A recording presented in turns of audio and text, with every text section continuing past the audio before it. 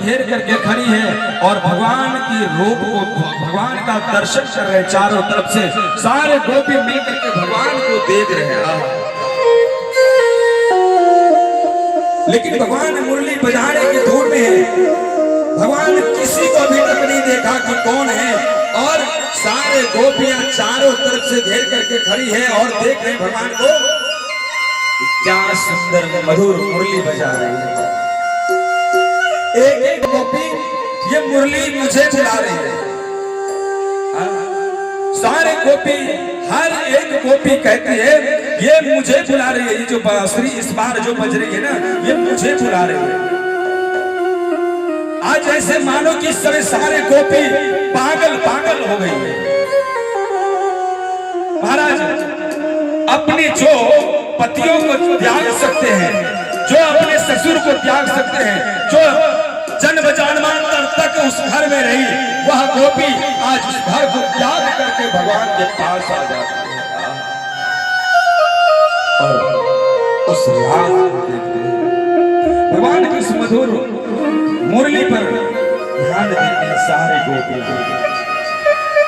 महाराज एक गोपी कहती है, अरे गोपी हाँ, अरे देख देख देख देख देख, इस बार जो वो मधुर मुरली बजा रही है ना, वो जो मुरली बज रही है, वो मुरली तो मुझे पुकार रही है। अच्छा तुझे पुकार रही? हाँ हाँ। फिर वो दूसरी गोपी कहती है, नहीं नहीं नहीं, अरे गोपी वो तो ये इस बार जो मुरली बज रही है ना, उसने तो मुझे पुकार रही है। इस प्रकार से सभी गोपियों के मन में यही हो रही है कि मुझे पुकार रही है, वह मुरली मुझे पुकार रही है। महाराज जैसे मुरली को बजाया और बजा करके भगवान ने अपने आंखों को खोल करके देखा और कहा, स्वागतम महाभागे, स्वागतम महाभागे, स्वागतम महाभागे। अरे देवी, अपने अपने घर को त्याग करके मेरे पास आई हो। ये 12 बज रही है रात, और रात को 12 बजे कोई पत्नी अपने घर को, पति को त्याग करके दूसरे पति के ऊपर पुरुष के पास नहीं जाना चाहिए देवी। और कारण क्या है? क्या कारण है ये? अच्छा ठीक है, अगर जो कोई भी कारण रहे, लेकिन तू जो गोपी आई हो ना, मैं तुम लोगों का स्वागत करता हूँ। स्वागतम महाभागे, तुम लोगों का मैं स्वागत किया। शायद ब्रज देखी नहीं थी, इसलिए ब्रज को देखने के लिए तू आई है। अब एक काम कर गोपी, तुम लोग तो मेरा दर्शन कर लिया ना, ब्रज का दर्शन कर लिया ना, एक काम कर, अब ये 12 बज रही है रात, तो सब अपने अपने पतियों के पास जाओ। जैसे कहा कि अपने पतियों के पास जाओ। एक हाँ,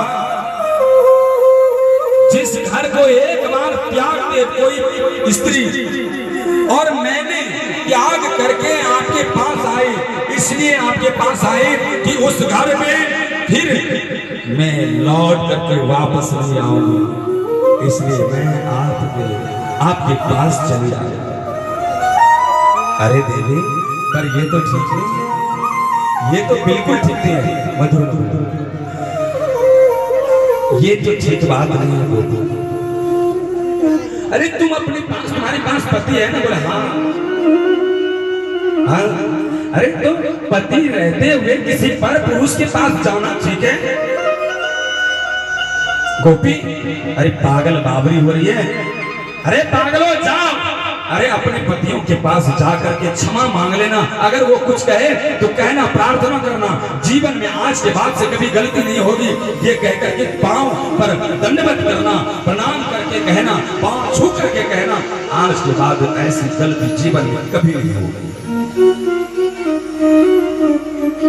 नहीं कन्हैया,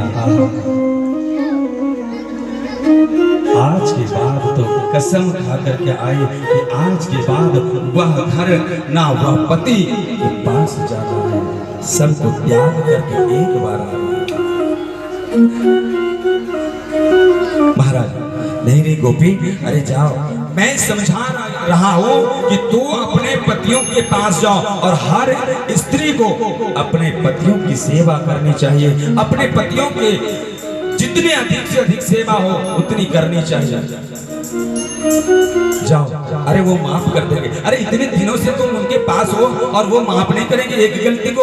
नहीं नहीं नहीं नहीं, कोई माफ नहीं किया है आज तक और ना करेंगे। एक काम करिए ना, अब आपकी शरण में कन्हैया आई हूँ, आज के बाद किसी भी अब वह पति के पास मत भेजो जो पति मुझे फिर ताना मार करके मुझे वहां से वापस कर देंगे फिर।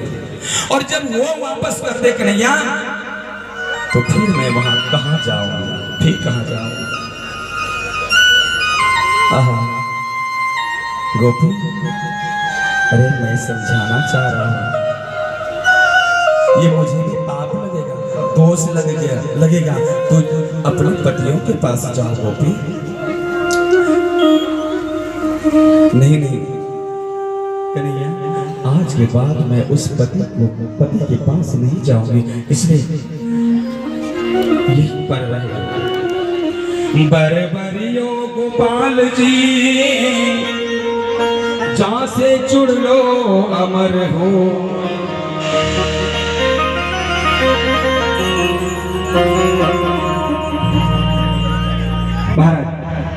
कहा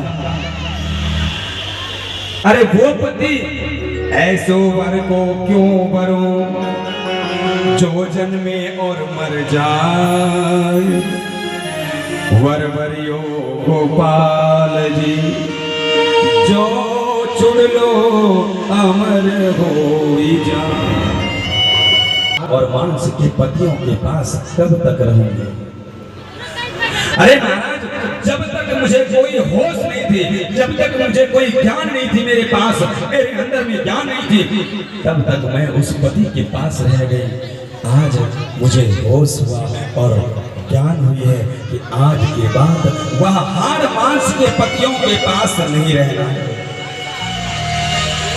बरबरियो गोपाल की जो जुड़ लो अमर हो जाए, ऐसे बरगो क्यों बरबर जो बार बार जन्मे और बार बार मर जाए, ऐसे बरबर।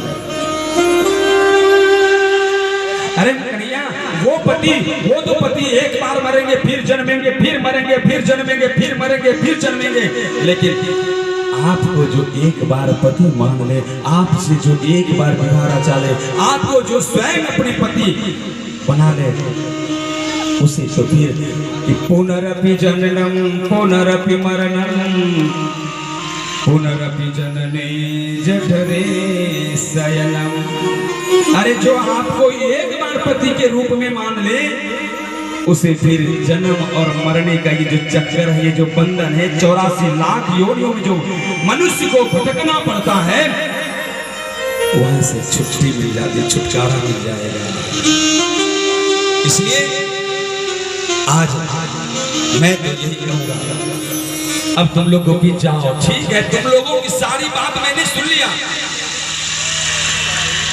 भगवान बताना ये चाह रहे हैं कि मैं देखना चाह रहे हैं कि कहीं मेरे बातों में आकर के फिर तो वह झूठे पति के पास नहीं चले जाएंगे।